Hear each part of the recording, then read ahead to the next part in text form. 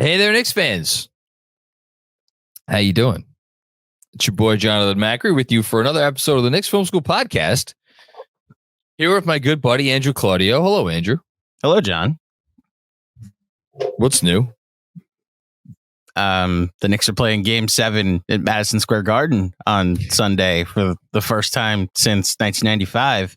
And 30 years after another legendary Game 7 at the Garden, in which they defeated Reggie Miller on an epic putback and a controversial flagrant foul, although who am I to question the referees again, and an iconic poster of Patrick Ewing with his arms out embracing the Garden crowd.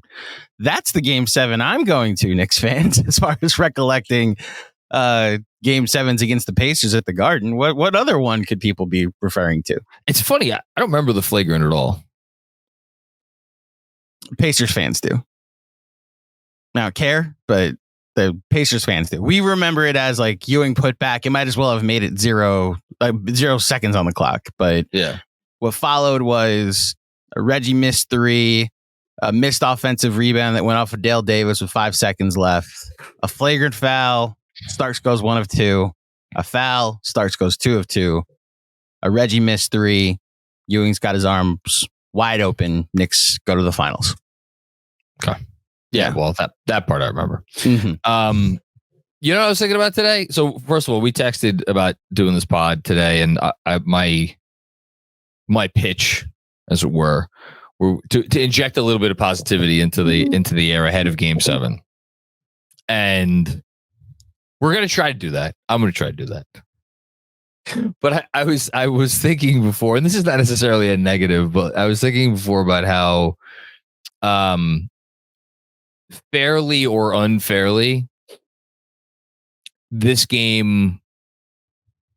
one game will decide the entire narrative for the series. And here's what I mean by that. Which that may seem obvious, but allow me to just elucidate a little bit.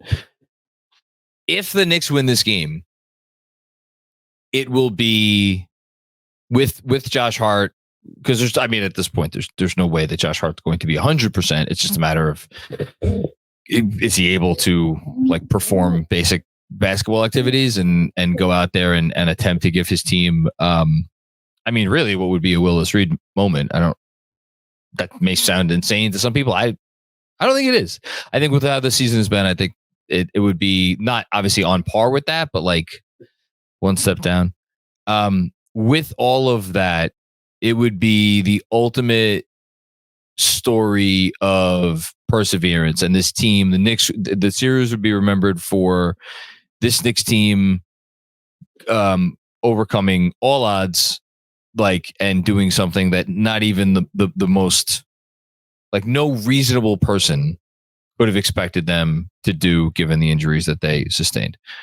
If the Pacers win, I think there's going to be a very clear narrative that it was a good Knicks team, had some bad injury luck, but clearly a superior team to the Indiana Pacers that had the misfortune of playing their least ideal matchup given their specific circumstances. And what I mean by that, and what made me think of this, was seeing a stat that I just saw on Twitter from, I apologize who I saw it from, but it was not me, that I didn't come up with this, but that the Pacers have not only been a team picking up full court in terms of full court press, like picking up full court more this postseason than any other team, but more in several postseasons, many postseasons. No team in years has picked up full court as much as the Pacers are this season. And then when you combine that with their preferred style of offense, which is running up and down the court, obviously, and getting across half court fast and going, the spin cycle that we always talk about, the narrative will be the Knicks got the worst possible matchup at the worst possible time, given their injuries, given how shorthanded they were. And after starting off 2-0 in the series and nearly getting it across the finish line in Game 3, they just ran out of gas, lost the last 4 out of 5.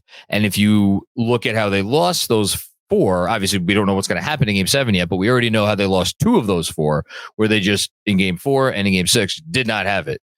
And presumably, if they lose tomorrow, I would imagine that I'll say this: it would be very surprising to me, and I would go so far as to say downright shocking if the Knicks came out with the level of energy that they did in Game 5 and still lost this game. So I would imagine that the story is going to be that the Knicks would have lost 3 of the last 4 games because they just did not have the energy to keep up with this team.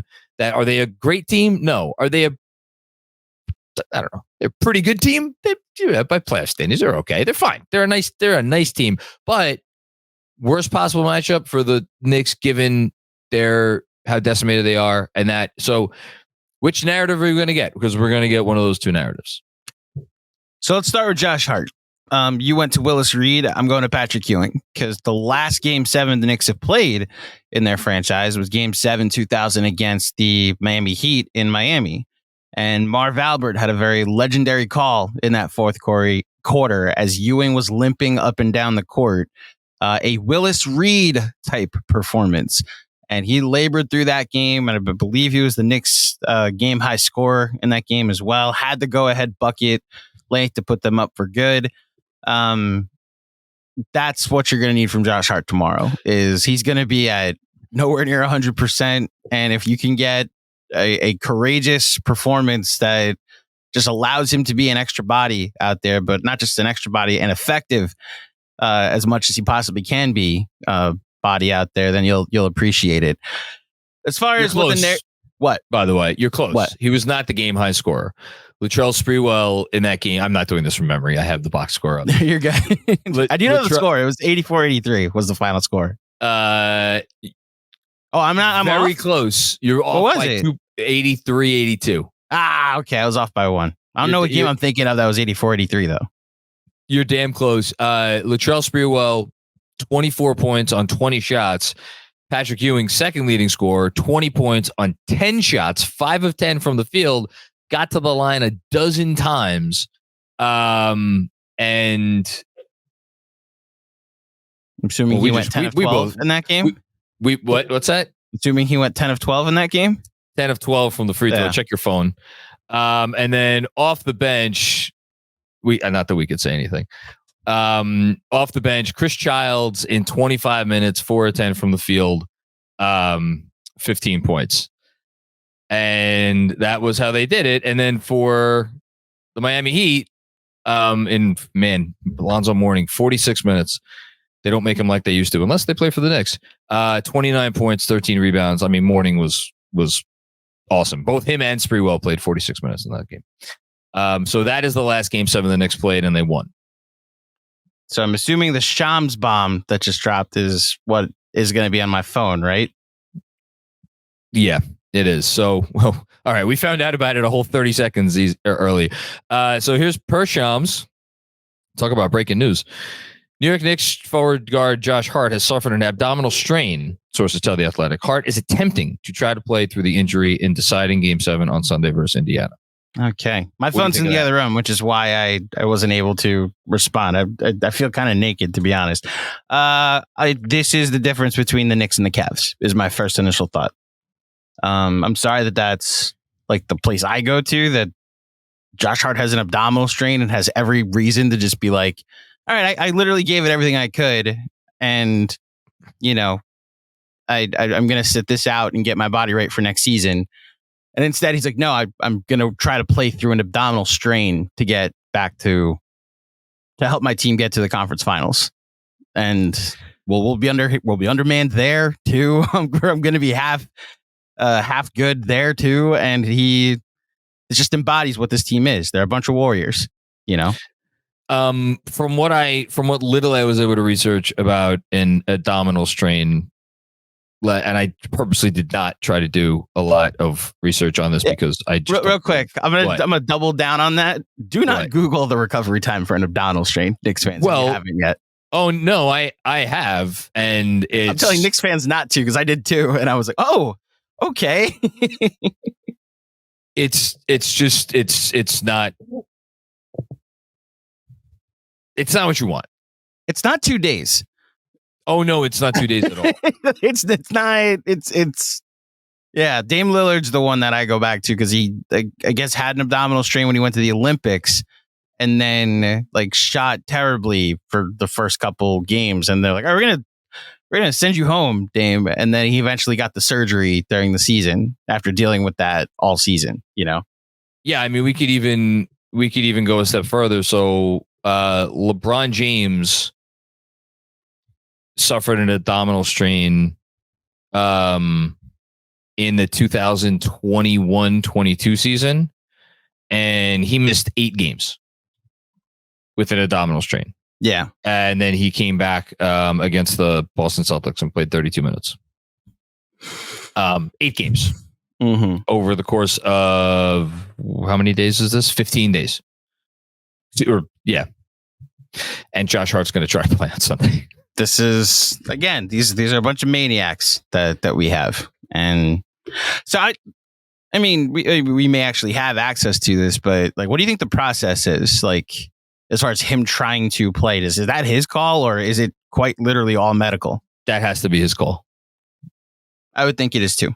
My guess is that the Knicks would step in if they thought that he could do something that would like jeopardize his career or like next season, which at that point, I mean, I don't like, would he even try to play? But my guess is that this is going to be like a pain tolerance thing. So if now that we know it's an abdominal strain, which we kind of already figured it was going to be, the notion that Josh Hart is going to be able to be effective in any way, shape, or form is like that. It's just like very highly unlikely, if not impossible. So you want to go to Ewing. I went to Willis Reed. If Josh Hart steps foot on the court tomorrow and plays, that's the category that it's in. Yeah. And I say that because like whatever injury I don't even like whatever injury Willis Reed had in Game 7 of the 2007 NBA Finals, like obviously that's something that would have kept him out for a very, very long time under regular circumstances. Like he was out there limping around on one leg. He went out there, he inspired his teammates. We all seen the footage of Wilt Chamberlain seeing him walk out onto the court and being like, what the F? Maybe that's all Josh Hart needs to do. I don't know. But that's where we're at right now. So anyway, what else were you going to say? I cut you off and you were about to get. Well, the Josh Hart of it all makes it. I mean, that's the story at the moment. The only thing I was going to say is about as far as what the narrative of this series will be, in reaction to if the Knicks lose or if they win. Like we know it's going to be if they win and how impressive this run has been. And quite frankly, I don't really care what the national narrative is about the Knicks if they lose, or what the Pacers narrative is. They're a nice team that overachieved this year and made a good trade, and they're the Magic that got 2 teams that got struck by injury in their first 2 playoff series, and then we'll see if the Porzingis injury matters and they're in the finals. I think my narrative about this Knicks team matters more to me in the context. And as long as, and I think this will be the case, as long as there's enough truth sayers out there that recognize what this team accomplished. I want to give a shout out to Bob Meyers last night on the broadcast after the game, just singing the Knicks praises, that how many bodies they're down and what they've been able to accomplish is remarkable. And that's the word that should be used about it. It's remarkable that they're at Game 7 of the second round with over $100 million in payroll compromised by injury. Now that Josh Hart is hurt. Yeah, and like we've become so used to these guys and like all of these, like so many players that start, like we think of this team as it is now as opposed to how it was at the beginning of the year, because it's just a whole different team. But like I saw a tweet from Keith Smith, and like obviously this is something we all know in our heads, but I'm not sure how often us as Knicks fans, because we're in the weeds, kind of think about it in these terms. The team started the year out with 5 starters. There's 1 that's left. that's healthy, and he's not really healthy. It's I mean, I know he's scored whatever he scored in game 5, and he looked pretty good in the second half last night. But Jalen Brunson is 100%. That's the one starter, and then in terms of their guys who were rotation players at the beginning of the year, we're now down to Isaiah Hartenstein and Dante DiVincenzo. And that's it.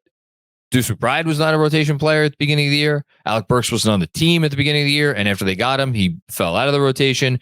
Precious Achiuwa was on the far, far, far outskirts of the rotation before injuries forced him back into it. And then he was back out of the rotation once they got healthy. And then Josh Hart, we'll see what Josh Hart can give them. Like, it is beyond absurd. And yet here they are. And yet I'm still going to sit here and say, even if Josh Hart is a shell of himself and could only give them like a token appearance, I still think they could do it. I think, here's what I think. I think they need 6 guys. I think they need 6 guys who are at full strength or close to full strength. I'll make that caveat for Brunson. And if Brunson, and this is what I told Dexter Henry when I was on with him a little while ago, if Brunson could be Superman, and we've seen him be Superman already, to ask him to be Superman at the end of this series, after all the games they've played, after how much he's had to run up and down the court, been hounded up and down the court, how much he's had to work to get his shots, all of the things. This is the tallest ask. This would be the most impressive performance yet. If he could come through and do the thing that, like, and give the sort of performance that, like, you get maybe once or twice a playoffs from a guy, that plus 5 commensurate efforts from DiVincenzo, McBride, Burks, Hartenstein, Precious, I think that's enough. I think they could do it. It'll take an inhuman effort, but I think they're capable of it. Well, that I think is the closing point you just made is the point about this team, that they're capable of it, of an inhuman in effort. And yeah, last Sunday on Mother's Day after that game, you and I got into it a little bit because I thought Game 5 was a must win. Yeah, and you pushed back, being like, no, they can go into Game 6 and win. And I knew what the numbers were in Indy. Like, I knew what the Pacers just are at home. They haven't lost since March 18th, but the best point you made in convincing me that maybe the Knicks shouldn't be looked at as any kind of underdog anywhere is the point you just made now. They've been doing this all season, where it's like, oh, okay, that's a death now. That's the straw that broke the camel's back. Oh, wait, no, they ended up getting the 2 seed and winning 50 games. And, Miles McBride can play 47 minutes and 30 seconds after Brunson goes out, and they win on the road in Cleveland. Like, that's this team. They've just defied all obstacles and expectations of, oh, this is where they go. And wouldn't it be like them with 6 guys to go win one more game to get to the conference finals? How many guys do you think play 48 minutes tomorrow or today? Devo plays 48. Deuce plays 48. I mean, I'm at the point where I think Brunson plays 48. I think they're going to need to give. I think because of how much Brunson has to do. I think they need to give Brunson a rest. And you have Burks, so you can go to keep 3 guards in at once. The better question is, do we get Jericho Sims for 4 minutes, and can they survive it? If you get Sims in this game, it's going to be for no longer than 3 or 4 minutes, and it's going to be in the first half. Mm-hmm. And honestly, I'm not even sure they do, because to me, if I'm looking at this backwards, I'm looking at this from Hartenstein on down. So Hartenstein at this point could probably give you 40, right? I think that's reasonable to say. Hartenstein give you 40, and Hartenstein could probably season. Yeah. What? He's got a long off season, so empty the tank now, Hartenstein, if you can. And like, honestly, can Hartenstein give you the whole second half? That's the question. I think that's what the question has to be. And so if you're talking about, all right, let's say he could give you 22 out of 24 minutes in the second half, right? So you're probably going to sit him for four minutes in the first half. So that gets you to 42. If it's only those 4 minutes, well, Precious could play those 4 minutes because Precious, you can run him out there for as long as possible. And they're not going to because I got to tell you, man, sure, maybe he starts Precious. Well, if Hart plays, he's going to start. Yeah. I think we're going to see lineups. I think we're going to see maybe significant minutes. If I had to bet on it, I think we'll see significant minutes with McBride, Brunson, DiVincenzo, and Burks with Hartenstein. Or maybe with Precious, honestly. I think that's because if you're asking me who are the guys that are giving them the best chance to win right now, I think it's those four, given that Hart is compromised.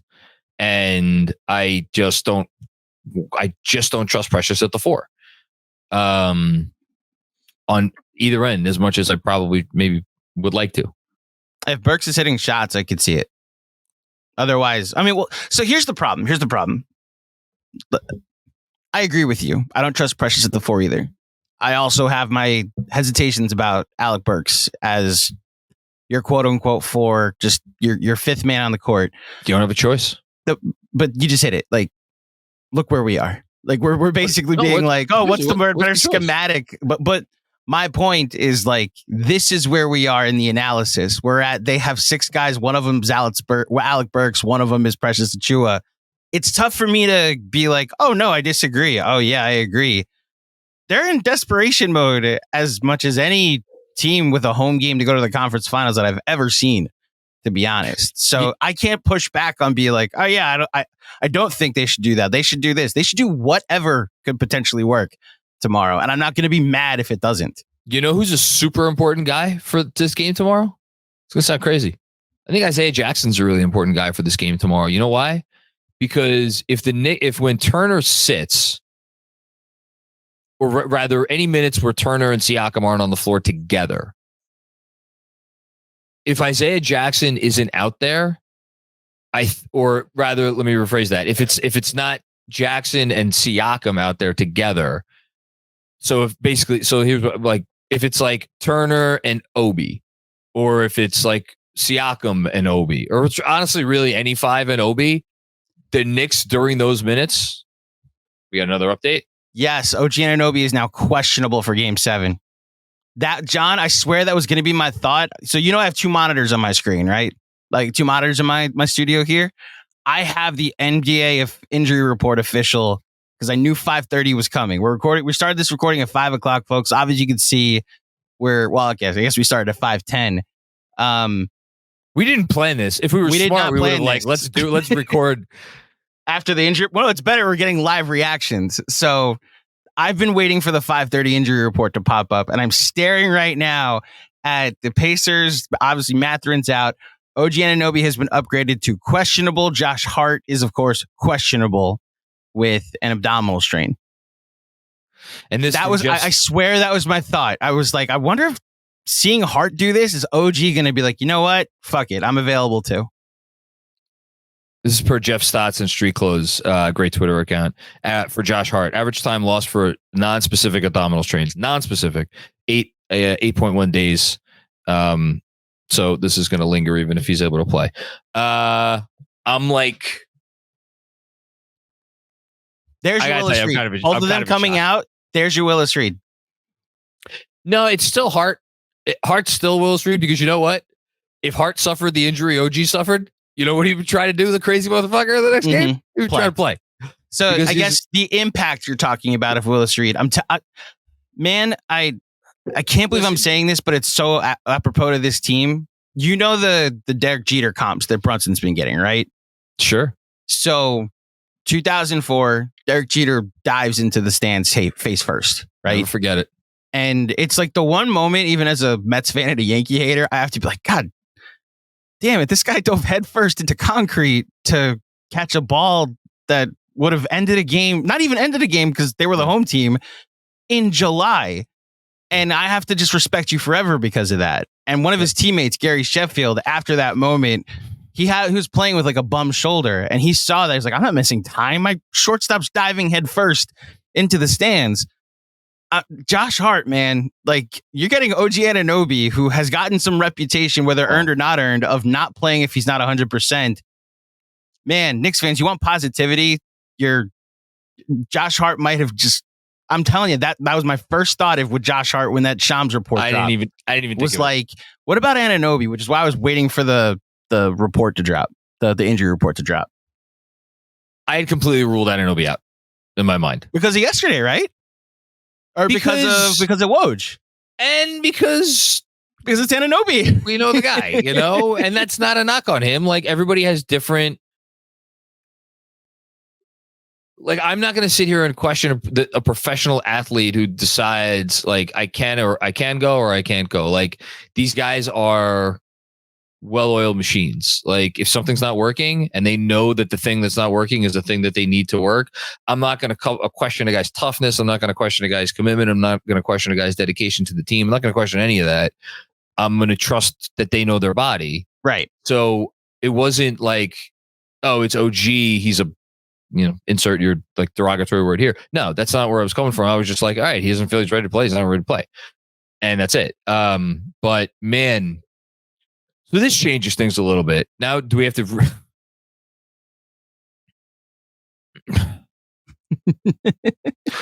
So what do they need now? What do they need from these? Because now, okay, Brunson's going to give you 45 minutes.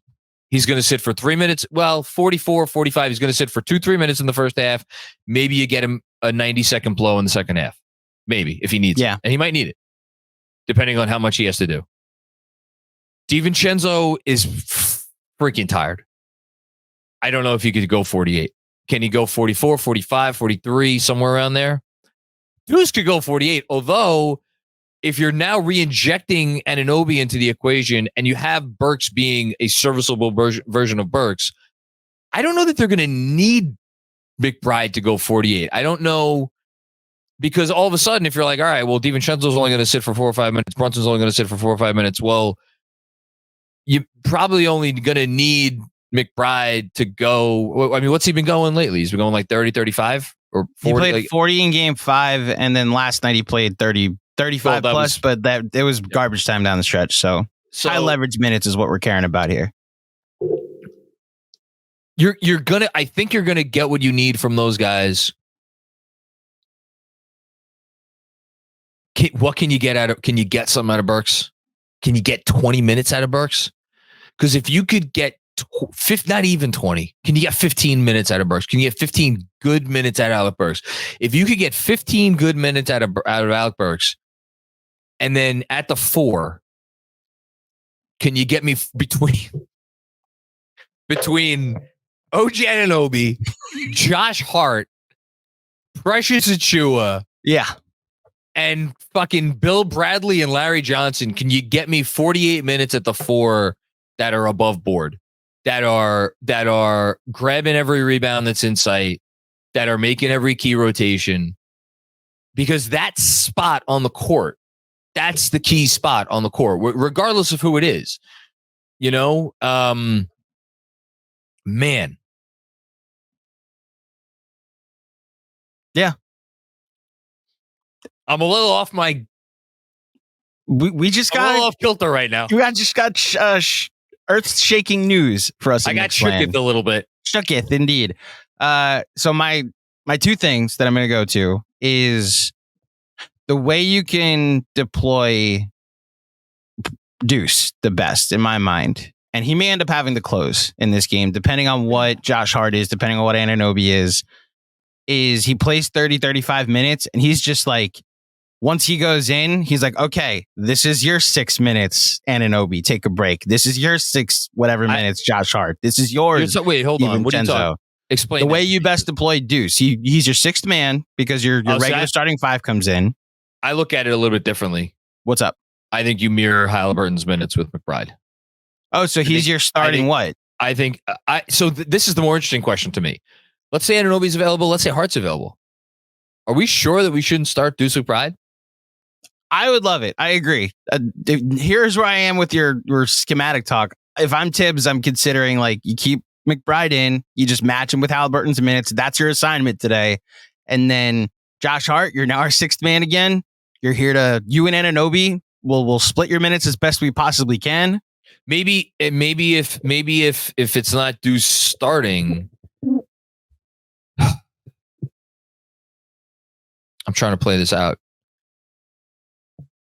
Maybe he's the first guy. Maybe it's OG given so I think it's about McBride is going to continue to mirror Halliburton's minutes, and you Deuce McBride's structure for this game is your one thing, the only thing you have to worry about. You do not let that guy get off. And then for OG, same assignment, except it's with Siakam. Mm-hmm. And it's like, dude, big guy, when you're down on the offensive end, like if we're getting out in transition, I don't even want you to run. Yeah. Like you could be Joel Embiid on offense in this game, except instead of going into the high post, you go into the corner and you stand there and you wait for, if you get a pass, be ready to shoot. You know, I'm sure he'll test his ability to attack a closeout. That's what you do on offense. The thing you're a little worried about, obviously, because it's the Pacers, is OG getting back in transition. And look, if he needs to take it easy getting back, but if when they're in the half court, it's like you are all over Siakam. Yeah. Which, again, is tough to do because of all of the freaking screening action and everything else that they run. And if it is OG on Siakam, I would wager a couple of bucks that they're going to test that hamstring out immediately and bring OG into screening actions involving Tyrese Halliburton. And then that's the test. But I would imagine if they know they're going to have OG back for this game, and look, they may not. Maybe this is gamesmanship. Who the hell knows? We're getting excited. Maybe we're getting excited over nothing. I don't know. No. Keep the energy. Keep the energy up. This is noticeable development. The last two times OG Anunoby got upgraded to questionable, he played. So, I mean, look, put it this way. They wouldn't do it. Well, I was just going to say they wouldn't do it if they didn't have a chance. If they didn't have a chance. I think he's playing. I'm but not confident he's playing. I think he's playing. If nothing else, aren't you giving the Pacers, at the very least, their coaching staff something to think about tonight? Which is why I think he's playing. Yeah, but if he could be in a body cast right now, and if you put him as questionable, at least the Pacers coaching staff is going to be like, well, we have to spend some time thinking about what happens if he plays. Like, how do we adjust? I think the easy adjustment is if he doesn't play. Oh, we go back to the game plan. We got another one. Woj. Okay. Knicks, Anunoby has been upgraded to questionable and is likely to go through shoot around ahead of Game 7 to determine whether it is possible for him to return to the lineup. Now, the wording here is interesting. He's likely to go through shoot around. I mean, this could be a CAA fucking masterclass. Like, at the end of the day, it might not matter because if you don't have the guys, you don't have the guys. I think he's playing, John. You know, I mean, look, I hope you're right. Look, my point remains, if he plays, give me 24 minutes of defense on Siakam. Just give me 24 minutes. Mm-hmm. That's it. That's all I need. Give me 24 minutes of defense on Siakam. McBride, you give me as many minutes as we could get you defense on Halliburton. We'll see if he starts. We'll see if he doesn't start. And then Josh Hart, man, what do you try to do? Do you try to send him in for 5 minutes to empty the tank? Five minutes. Whatever he's got. And I got to be honest, the thought about 24 minutes on Siakam. Like we talked about this when you signed off last night a little, the way that the Pacers were picking on Josh Hart last night. And like, I agree. He had 25 points on 21 shots. Like, that's a ratio you'll live with. And Halliburton only really, I'm not trying to call him a front runner. I know that is honestly what he is, but I hate Tyrese Halliburton. Go ahead. Say more things. Say more bad things about him, please. I don't know. I don't. No, disrespect your opponent. I was going to say he could go suck an egg. Two of them, please. It wasn't until they had really dug out that double-digit lead and Josh Hart went out and Precious actually created because they were just killing Josh Hart in the short roll. And then when they put Hartenstein on him, they then used Siakam would make a move and then pitch it to Turner, who had Josh Hart on him, and it was either a 3 or he'd attack a closeout, and it was a dunkathon at points in that third quarter. It was, and then when they put Precious on Siakam, that was the time that I was like, oh, this is the best defense that's been played on him tonight, which is why he missed his last 3 shots. And then you saw Halliburton get going, which, I mean, I wonder how much the Knicks were just kind of like, oh, we need to conserve what we have left. My thinking is if Josh Hart is coming off the bench, that the other 16 or whatever minutes that Siakam plays are Precious minutes. And that's the Anunoby split. That Anunoby give me 24 minutes of defense on Siakam. Precious, give me the rest. Give me the rest. And then that's how we defend him. Deuce, your assignment is Halliburton. Everybody else, like, pick a man and you know, do your job. And that introduces an interesting tactical question, because if it's Precious during those minutes, are you running Precious Hartenstein together? Can you manufacture the rotation such that you're gonna get Precious do it like with that assignment during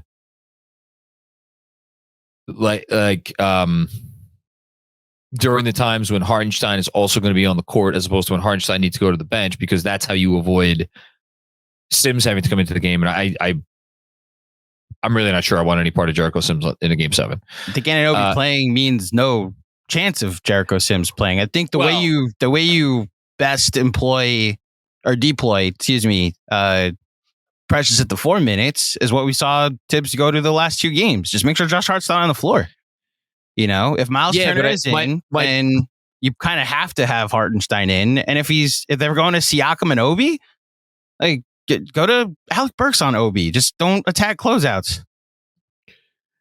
My point is that you're going to need to rest Hartenstein at some point, and what you want to try to avoid are minutes where, I mean, my God, it just hit me like, if they didn't / don't have Anunoby and didn't / don't have Josh Hart, like, they're either Precious needs to play the 4 and they need to deal with that and all that comes with that on both ends of the floor, or Alec Burks is defending Pascal Siakam. God, if Miles McBride is defending Pascal Siakam, that goes to 30 minutes ago. If we're at the point where McBride or Burks are defending Siakam tomorrow because Hart and Anunoby are out, then I have no analysis. It's like, oh, this is no. At that point, there is no. You're right. Like, at that point, there is no analysis. They emptied the tank. This season got to where it is. It does get interesting if Hart very interesting is compromised and Anunoby is or both are compromised, but they're playing and they're just giving you anything they have left. And look, I'm not getting ahead of myself in saying, like, well, then what do you do with the Celtics? My only point about I don't even want you to say it. I'm not even saying it. Don't even. Here where I'm going with this. I don't want to hear you if it has anything to do with anything past tomorrow, the game 7. It's just the only thing past game 7 I want to say is, like, I have not even thought about what they could do. It's just like, they win tomorrow. The season, for all intents and purposes, not necessarily is over, but I'm done thinking critically about what the conference finals is. They could lose by 100 points and set the record for, like, they could shut down Josh Hart and Anunoby after game 7. Yeah, no, and like, okay, Shake Milton, earn your next contract. Jericho Sims, let's see what you got. Like, shut Brunson down for all I care in the conference finals. Look, and let Bill Simmons just have his cakewalk to the finals. If they earn this, that house money, the most house money of trips to the conference finals I've ever seen. I don't want to hear a single person out there say differently. The reality is that I think we've been playing with house money for a few weeks. Yes, agreed. Like, I think regardless of what happens tomorrow, I think we're going to look back on that Sixers series and be like, that was like, I don't want to say like that's as good of series win as like an NBA team has had in the last 10 years. I don't want to go to that level of hyperbole, but like, that was a freaking impressive win. It was a war. Yeah. but yes, it was a war, but it was you faced off against one MVP level player who was a little bit compromised, and another ascendant All NBA level player who was not compromised at all. And enough other guys in that series had real performances. And you look at the numbers Embiid put up in the series, and you look at the numbers Tyrese Maxey put up in the series, and you're like, well, hold on, wait. Then who won this series in how many games? With who? And you look at who the Knicks were missing. Yeah. And I think so from that perspective, and then it's like, oh, okay. Well, but yeah, it has money, but you're playing the Pacers. No, OG Anunoby goes down in the middle of game 2. It's like the analysis should have stopped a while ago, but we are so frankly spoiled, and we're just so used to this team doing the impossible that we continue with it. I'm with you. Man. Well, this turned into an actual episode. I was planning on running through the history of Game 7s and throughout Knicks history. Well, we'll go through them real quick because it's not that many. Do it. So you mentioned the Heat one. The one before that is another Heat one that we don't like to talk about as much. That's where the Knicks dropped the last 3 straight with a little assistance from David Stern in 1997. I don't know. Real quick, I'm a glutton for punishment. I rewatched the fourth quarter of Game 5 the other day. Because people forget Oakley got ejected in the middle of the third quarter, and then in the middle of the fourth quarter, and then the Heat extended the game from a 7-point lead to a 17-point lead. Van Gundy pulls his starters, and there's a nice camera shot of LJ, Allen Houston, and Ewing on the bench, while I forget who it was at the line, and then you see Charlie Ward box out and get flipped by PJ Brown.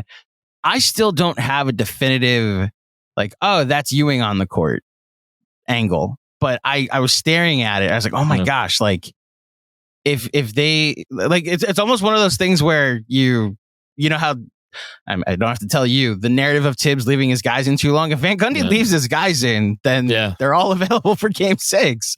But he actually did the thing where he pulled his guys, and it's just unfortunate because it looked like the Knicks midway through the fourth were like, all right, we got Game 6 and 7. And Game 6 is at home. We're good.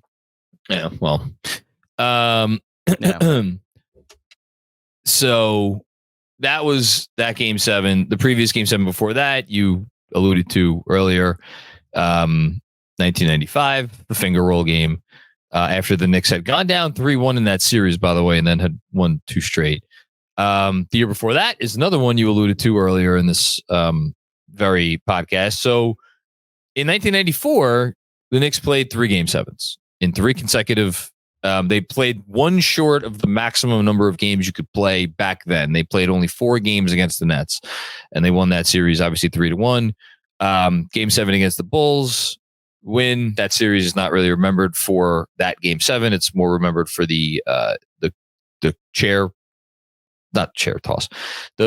I thought in my mind, Scottie Pippen, he didn't throw anything, right? He didn't throw no. Yeah. I didn't think that was. I didn't even think that's where you were going with as far as what it's remembered for. Scottie Pippen taking himself out at the end of Game 4. I thought you were going to Hubert Davis. Yeah, but I think in NBA history, it's probably 50-50 what that series is remembered for. Hubert Davis versus Scottie Pippen. Yeah. And then Game 7 against Pacers Eastern Finals, and then obviously Game 7 against the Rockets. And then before that, to find another Game 7, Game 7 in 92 against the Bulls. Mm-hmm. That was I did not watch this, but if I know they got blown out. That was a non-competitive affair. Yeah. Yeah. The accomplishment was forcing the 92 Bulls, who won 67 games, to 7 games. And then before that, you got to go to 84. Bernard King pushed the Larry Bird and the eventual world champion Celtics. That game also was not a close game. That was a 17-point defeat in the Boston Garden. And then, is that it? No, and then 1970 against the Lakers. I was going to say the most famous Game 7 in franchise history. Yeah. No, and then there's a couple other ones we're forgetting. There's a whole bunch in the 70s, but we won't go through all those. But the notable one is Game 70 or Game 7 of the 1970 World Championship. So how you feeling?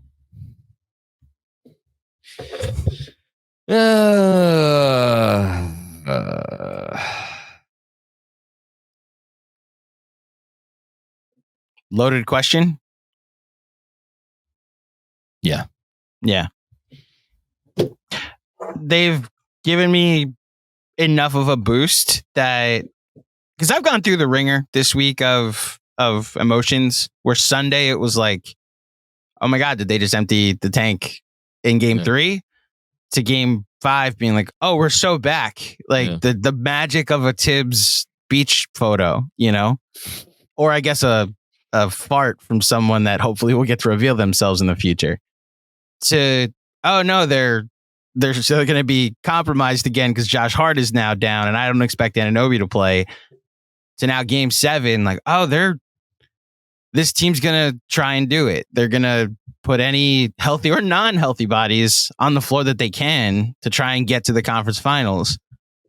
And it continues to be the ethos of this team and how they've embodied the backbone and the ethos of this city. And that's like a thing we say that a lot of people out of state probably don't understand. Like, oh, they represent the city. There's a thing that happens in New York where the moment you're met with adversity, you don't wallow. You immediately figure out what the next move is to try and get around it. Oh, this train is down. I'm going to figure out the next best available route to go. Oh, the elevator's out. Great. How many flights is it? I'll take as many steps as it possibly is. Oh, the traffic route is this. Oh, so I guess I'm going to have to prepare myself for the grueling commute that I'm ahead of. Like, that is the city. It's how many blocks? Great. I guess I'm walking that many blocks. And this team has just continued to embody that no adversity is too great mentality. And it's why we've fallen in love with them this year. To non-New Yorkers, adversity is an opportunity to call it a day. To New Yorkers, adversity is an invitation to excel and figure out a way to do it. And there's also one other thing real quick, because you mentioned when we were going through the bodies they're going to have available, and you jokingly said LJ, Larry Johnson, and Bill Bradley, right? Yeah.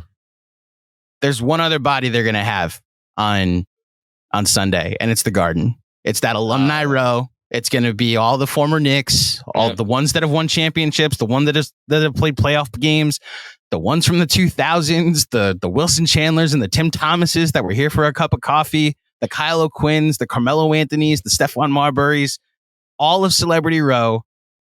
This is why they played for home court. So that way this game is in that building.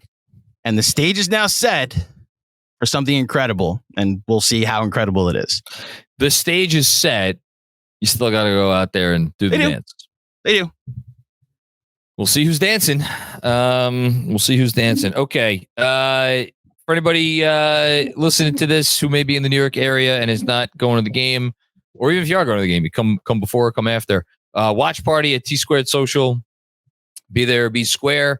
If you're not able to make it out and you want to watch along with me and Benji and who else? No? Me and DJ. I should add, I'm not going to the watch party.